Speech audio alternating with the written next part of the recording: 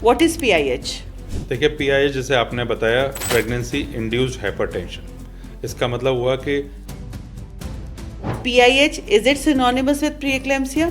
नहीं, देखिए अगर मैं इसको प्रिसाइजली बोलूँ, प्री एक्लेम्सिया का मतलब होता है क्या कोई पेशेंट, जब आप ऑलरेडी क्रॉनिक हाइपरटेंसिव पेशेंट है वो, तो क्या अगर उसका कंट्रोल लेवल नहीं है तो वो कंसीव करती है, तो is it harmful to the baby और द मदर? अगर ब्लड प्रेशर बहुत अलार्मिंगली हाई है तो definitely it can be harmful. Normally आप कितनी बार बीपी नपाना चाहिए हमें प्रेगनेंसी के दौरान पे? मैं तो कहूँगा कि उसमें अगर कोई पेशेंट को बॉर्डरलाइन ब्लड प्रेशर है तो उसको डेली ही बीपी मेजर करना चाहिए। PIH कहीं प्रीएक्लेम्सिया में तो कन्वर्ट नहीं हो रहा है, तो क्या इन्वेस्टिगेशन इसमें ज़रूरी हैं? इसमें देखिए सबसे सिंपल टेस्ट है स्पॉट। कैसे हम PIH को कैसे मैनेज करेंगे? पीआईएच को मैनेज करने के लिए और क्या इसमें हार्ट डिसीज फिर कॉमन होती है या स्ट्रोक के आने चांसेस हो सकते हैं? जी, अगर अनकंट्रोल्ड हाइपरटेंशन रहा तो उसमें स्ट्रोक की प्रॉब्लम होती है, कॉर्टिकल वेन थ्रोम्बोसिस बहुत कॉमन है, सेरेब्रोवास्कुलर एक्सीडेंट बहुत कॉमन है, मायोकार्डियल इंफार्क्शन भी बहुत कॉमन है। तो ये वेस्कुलर इवेंट्स हमेशा हो सकते हैं, किडनी फेलियर, राइट, क्योंकि ये काफ़ी कॉमन है।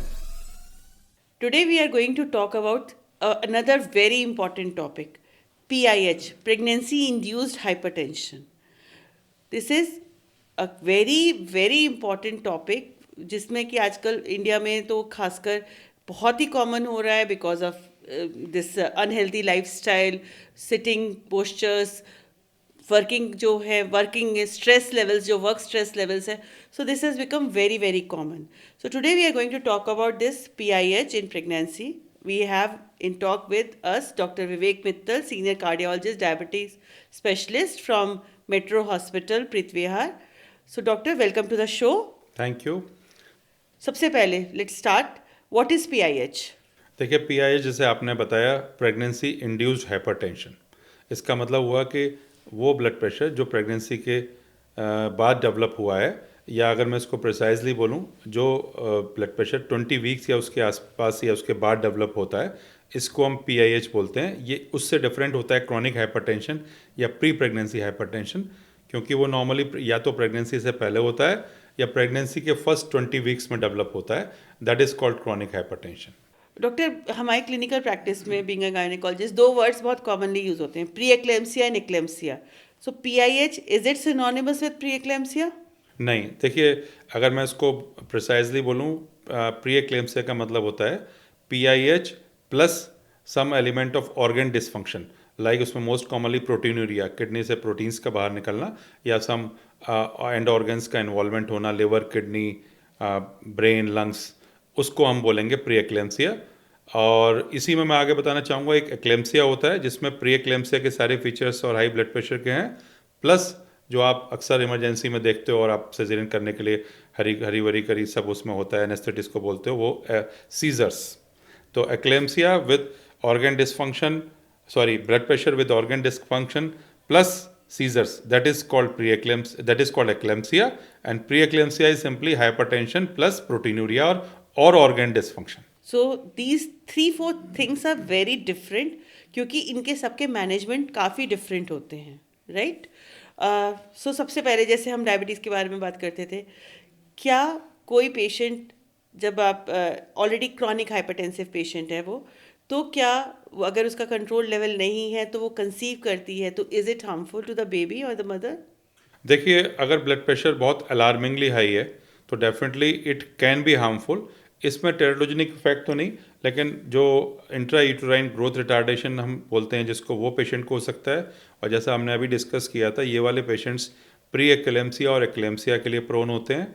और इसमें ओलिगोहाइड्रोमनियोस ये हो सकता है। और एक चीज़ और है जो बहुत ड्रेडफुल है ऑब्स्टेट्रिकल इमरजेंसी, जिसको आप कहते हैं एब्रेप्शियो प्लेसेंटा या placenta praevia, separation of layers of placenta, which is a very harmful thing for the mother. these are the hazardous or horrendous effects of uncontrolled blood pressure patients who just conceive. Please, if you are planning for pregnancy, आप अपने सारे levels को normal रखिए, आप अपने BP, sugar, सारी मॉनिटरिंग्स को ध्यान में रखते हुए कंसीव करें, ताकि एक healthy baby and healthy mother का हमारा सपना पूरा रहे अच्छी तरीके से. तो डॉक्टर इसके अंदर फिर हमारी क्या रिस्क फैक्टर्स रहते हैं? देखिए इसमें नॉर्मली जो इस टाइप के पेशेंट्स होते हैं उसमें रिस्क फैक्टर्स ये होता है ज़्यादातर वो प्राइमरी ग्रेविडा होते हैं या उनको एडवांस एज में कंसीव किए होते हैं या उनको किडनी डिजीज़ की हिस्ट्री होती है, ओबेसिटी होती है, प्रीवियस हिस्ट्री ऑफ एक्लेम्सिया होती है और उसमें डायबिटीज़ की हिस्ट्री होती है। तो इन सब चीज़ों में कॉमन है। फैमिली हिस्ट्री ऑफ हाइपरटेंशन, उनके जो पेरेंट्स मदर रही हैं उनको हाइपरटेंशन की हिस्ट्री है रही है, उनकी जेस्टेशन में भी हिस्ट्री रही है और previous history of any still birth जो अनडिटेक्टेड गई। कई बार जो हमारी रूरल एरियाज़ में फीमेल्स होती हैं या जो उनको हैंडल करने वाली क्वैक्स होते हैं वो लोग इतने वेल वर्स नहीं होते हैं। It is one of the cause of still birth और लॉसेस। सो इसलिए it is very important to diagnose and recognise early. Okay, so barring these things जिसके कि हाई रिस्क है, तो उसमें शायद हमें बोलना पड़ेगा कि आप बार बार करें। नॉर्मली आप कितनी बार बीपी नपवाना चाहिए हमें प्रेगनेंसी के दौरान पे? मैं तो कहूँगा कि उसमें अगर कोई पेशेंट को बॉर्डरलाइन ब्लड प्रेशर है तो उसको डेली ही बीपी मेजर करना चाहिए। उसको अपने घर पे भी मेजर करना चाहिए, उसको सीखना पड़ेगा। सीखना पड़ेगा और उसमें रिलैक्सिंग पोजीशन में जो बीपी की गाइडलाइंस है अकॉर्डिंगली करना चाहिए। बहुत सिंपल है। उसके द्वारा आप अपने डॉक्टर से टेली कंसल्ट भी कर सकते हैं और कोई भी अलार्मिंग रीडिंग्स किसी भी समय डिटेक्ट होती है तो उसको अपने डॉक्टर से या फैमिली मेम्बर्स को कंसल्ट करना चाहिए। और आजकल टेली मेडिसिन का ज़माना है तो डॉक्टर्स आपको एडवाइस भी कर सकते हैं। हमारे पास कई बार ऐसी कॉल्स आती हैं तो वी जस्ट एडवाइस। तो जो हमने कॉम्प्लिकेशन डिस्कस किया एटलीस्ट ये अवॉइड हो सकते हैं। तो डॉक्टर अगर कोई एक सिंगल रीडिंग जिसने कि अगर पेशेंट बिल्कुल आपकी बात फॉलो कर रहा है, रेस्टिंग पोजीशन पे कर रहा है, सही से कर रहा है, तो क्या इवन एक सिंगल रीडिंग भी इम्पोर्टेंट होती है? जी बिल्कुल। हमेशा सिंगल रीडिंग तो इम्पॉर्टेंट होती है लेकिन ये कहा जाता है कि अगर परसिस्टेंट रीडिंग्स 140 90 या उससे ऊपर है किसी पेशेंट की तो इसका मतलब है उसको इस्टेब्लिश्ड प्रेगनेंसी इंड्यूस्ड हाइपरटेंशन हो रहा है और उसको तुरंत अपने डॉक्टर से कंसल्ट करके मेडिसिन के ऊपर स्टार्ट कर देना चाहिए। अच्छा, मैं अगर कहूँगी तो मेरी क्लिनिकल प्रैक्टिस में कई बार बहुत सारे पेशेंट्स 140-90 के ऊपर आते हैं without any symptoms. Is it possible? जी जी, 70% केसेस में कोई सिम्टम्स नहीं होते और ये सिर्फ कोइंसिडेंटल डिटेक्शन होता है। तो अगर तो वो कुछ दवाई नहीं ले रहा है तो फिर मैं अब दवाई क्यों दूँ उसको? इसलिए क्योंकि आपको उनको ये चीज़ समझानी पड़ेगी। अगर आपको सिम्टम्स नहीं है तो हम जो ये सारे कॉम्प्लिकेशन हमने डिस्कस किए they can occur even if you are feeling normal, तब भी आपके हो सकते हैं। तो please please please don't ignore your BP readings. And what are the symptoms which a patient can present to us, कि ये हम इसको सोच सकते हैं कि ये पीआईएच की पेशेंट है? देखिए अगर पेशेंट को नॉर्मली हेडेक हो रहा है, कोई विजुअल डिस्टर्बेंसेस हो रहे हैं, कोई स्वेलिंग आ रही है फीट में, यूरिन आउटपुट कम हो रहा है या इसको अनइजीनेस हो रही है, ब्रेथलेसनेस हो रही है जो जो एक्सप्लेन नहीं हो सकती किसी और प्रॉब्लम के द्वारा, तो डेफिनेटली ब्लड प्रेशर एक ऐसी चीज़ है जो एक बहुत सिंपल है, कोई भी इसको चेक कर सकता है और चेक करना चाहिए आपको। ये नॉर्मली सिम्टम्स पाए जाते हैं। पीआईएच कहीं प्रीएक्लेम्सिया में तो कन्वर्ट नहीं हो रहा है, तो क्या इन्वेस्टिगेशंस इसमें ज़रूरी हैं? जी, इसमें देखिए सबसे सिंपल टेस्ट है spot urine for albumin creatinine ratio, जो आपको डिस्टिंग्विश करेगा कि आपका प्रोटीनूरिया किस डिग्री का है, मैक्रो है या माइक्रो है, उसकी वैल्यूज़ दे रखी होती हैं। और दूसरा उसमें लिवर फंक्शन और किडनी फंक्शन टेस्ट भी होने चाहिए क्योंकि प्री एक्लेम्सिया में ये चीज़ें भी, ये ऑर्गन्स भी इन्वॉल्व होते हैं। जैसे आपने हेल्प सिंड्रोम सुना होगा, तो हेल्प सिंड्रोम है जिसमें एलिवेटेड लिवर एंजाइम्स हो सकते हैं, लिवर के ऊपर भी इन्फ्लेमेशन आता है, आइज़ के ऊपर भी इन्वॉल्वमेंट होता है, रेटिनोपैथी प्रेगनेंसी में बहुत एडवांस होती है, तो किडनी, आइज़, हार्ट में ईसीजी एंड इकोकार्डियोग्राफी, तो इन चीज़ों के द्वारा हम डिटेक्ट कर सकते हैं कि आपका पेशेंट कहीं प्री एक्लेम्सिया में तो नहीं जा रहा है, based on the basis of this organ involvement. तो पीआईएच का बच्चे पे भी माँ पे भी दोनों पे ही असर होता है। तो बच्चा कैन गो इनटू आईयूजीआर है जिसमें कि सडन डेथ्स, आईयूडीज वगैरह भी बहुत कॉमन है। एंड प्री एक्लेम्सिया एक्लेम्सिया में अगर जा रहा है तो हेल्प सिंड्रोम मदर के ऊपर भी आ जाता है, जैसे अब्रप्शो जिसमें आपने भी बताया था, which is a life threatening disease kind of जी थिंग। बिल्कुल बिल्कुल। चलो, तो आइज़ के बारे में भी डॉक्टर साहब ने बात ही करी है। सो डॉक्टर, कैसे हम पीआईएच को कैसे मैनेज करेंगे? देखिए पीआईएच को मैनेज करने के लिए जैसे हम डायबिटीज़ में डिस्कस करते हैं, मेडिकल न्यूट्रिशन थेरेपी का शायद मैं कहूँगा प्रैक्टिकली उतना मेजर रोल नहीं है। आप मैक्सिमम पेशेंट को यही बोलोगे कैफिनेटेड ड्रिंक्स ना लें, बहुत एक्सेस सॉल्टी आइटम्स ना लें, एक लिमिटेड सॉल्ट इनटेक होता है 5 ग्राम्स वो लें। लेकिन इसमें मोस्ट इंपॉर्टेंट चीज़ ये है कि इसके जो क्राइटेरिया स्ट्रिंजेंट है, आप पेशेंट का बीपी 140/90 के अंदर रखें और प्रेफरेबली लेटेस्ट गाइडलाइंस के अकॉर्डिंगली 130/80। तो आप इसमें कुछ इसके लिए निर्धारित दवाएं हैं, उनको आप स्टार्ट कर सकते हैं जो फीटस और मदर दोनों के लिए सेफ़ होती हैं। जैसे कि मिथाइल डोपा हो गई, जो आप लोग भी कई बार हमारे पास जो गायनेकोलॉजिस्ट ये ऑलरेडी मेडिसिन दे के भेजते हैं, मिथाइल डोपा है, क्लोनिडीन है, या इस टाइप की जो और मेडिसिन हैं वो दी जाती है, निफिडिपिन है। ये 3-4 मेडिसिन इंडिकेटेड होते हैं, और इसलिए भी ब्लड प्रेशर और प्री एक्लेम्सिया को कंट्रोल करना इसलिए भी ज़रूरी है, जैसे हमने डिस्कस किया, कि वो एक्लेम्सिया की तरफ ना चले जाए। तो वो तो बहुत हैज़ार्डस हो जाता है, जिसमें शायद आप लोग magnesium sulphate as a prophylaxis eclampsia के दौरान दिया जाता है ताकि करने के लिए भी होता है, वो आप लोगों का कॉल होता है। इसके अंदर भी पीआईएच में भी आपके ड्रग्स की लिस्टिंग जो है काफ़ी कम हो जाती है नॉर्मल ड्रग्स के लिए, क्योंकि वो बेबी के आउटकम को काफ़ी अफेक्ट करता है। तो देर आर सर्टेन कुछ है, हालांकि डाइट और एक्सरसाइज का इतना रोल नहीं बताया, पर it can not be excluded. It can not be excluded definitely. आपको जैसे प्रेग्नेंट लेडीज़ को काफ़ी स्पाइसी आइटम्स या सॉल्टी आइटम्स खाने का मन होता है, तो हमें उनको कहना चाहिए should be in moderation.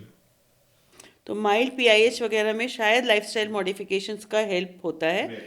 30 minutes शायद वॉकिंग इज़ इम्पॉर्टेंट थिंग, और वो प्रेगनेंसी के लिए भी हेल्पफुल होता है, तो वाई नॉट, जो चीज़ हमारे को आराम से हम कर सकते हैं। जी जी।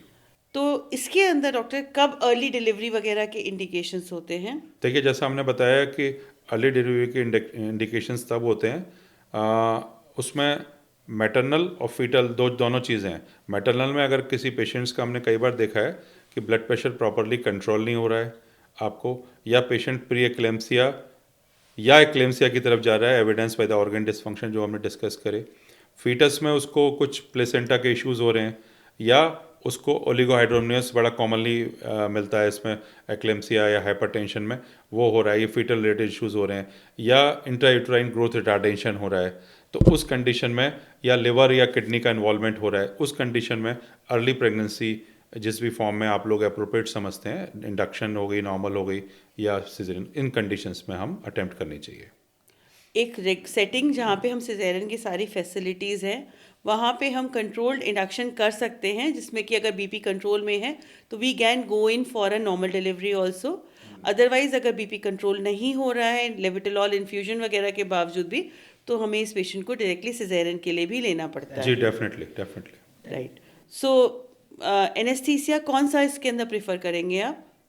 देखिए, एनेस्थीसिया मेरे ख्याल से आप लोग जो प्रेफर करते हैं वो स्पाइनल एनेस्थीसिया प्रेफर करते हैं। स्पाइनल एनेस्थीसिया में यही चीज़ का ध्यान रखना होता है, बिकॉज इसमें ब्लड प्रेशर थोड़ा फॉल होता है, तो आपको उसमें ब्लड प्रेशर के ऊपर ध्यान देना होता है कि आपकी दवाई कहीं ज़्यादा ना हो जाए, एक्सेस ना हो जाए। एक नॉर्मल निश्चित लेवल ऑफ स्पाइनल के हिसाब से आपको ब्लड प्रेशर को कैलिब्रेट करना होता है। और एक्लेम्शिया के दौरान जनरल एनेस्थीसिया का भी हमें इस्तेमाल करना पड़ता है। एक्लेम्सिया के दौरान, यस। क्या इसमें भी पोस्ट डिलीवरी क्या बीपी नॉर्मल हो जाता है, या कितना टाइम वापस लेता है आने के लिए? देखिए, ऐसा है कि अगर प्रॉपर पीआईएच है, पेशेंट को क्रॉनिक हाइपरटेंशन नहीं है, तो इसमें पाया गया है कि 4 से 6 हफ्ते के अंदर में ब्लड प्रेशर की दवाई की रिक्वायरमेंट धीरे धीरे कम हो जाती है और पेशेंट का ब्लड प्रेशर नॉर्मल हो जाता है। लेकिन अगर कोई पेशेंट को प्री एग्जिस्टिंग हाइपरटेंशन या क्रॉनिक हाइपरटेंशन रहा है, तो उसमें ओब्वियसली आपको जो मेडिसिन जो आपके लैक्टेशन के लिए हिसाब से बेबी के लिए सेफ़ हो, वो पेशेंट्स को देनी चाहिए। बट नॉर्मली 4 से 6 हफ्ते के अंदर पीआईएच में बीपी कंट्रोल हो जाता है, और समटाइम्स आफ्टर डिलीवरी भी हो जाता है। तो ये रेंज है। और क्या पीआईएच जो है आगे जाके हाइपरटेंशन में कन्वर्ट हो सकता है?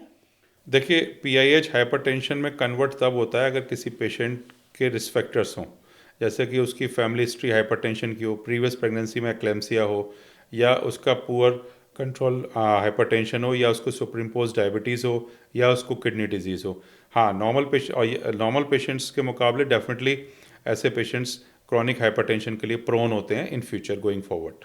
तो और क्या इसमें हार्ट डिसीज फिर कॉमन होती है, या स्ट्रोक के आने चांसेस हो सकते हैं? जी, अगर अनकंट्रोल्ड हाइपरटेंशन रहा तो उसमें स्ट्रोक की प्रॉब्लम होती है, कॉर्टिकल वेन थ्रोम्बोसिस बहुत कॉमन है, सेरेब्रोवास्कुलर एक्सीडेंट बहुत कॉमन है, मायोकार्डियल इन्फार्क्शन भी बहुत कॉमन है।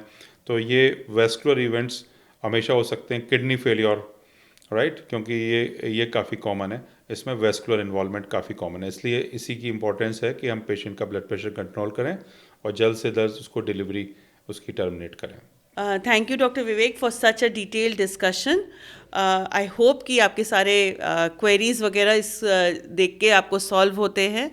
So again I would say कि बीमारी कोई भी हो, कितनी भी बड़ी हो, अगर आप अच्छे से उसको एक्सपर्ट ओपिनियन के साथ मैनेज कर रहे हैं, कंट्रोल्ड हैं, स्ट्रिक्ट हैं, डिसिप्लिन्ड हैं, तो you will definitely get a healthy mother and a healthy baby. Thank you thank you doctor.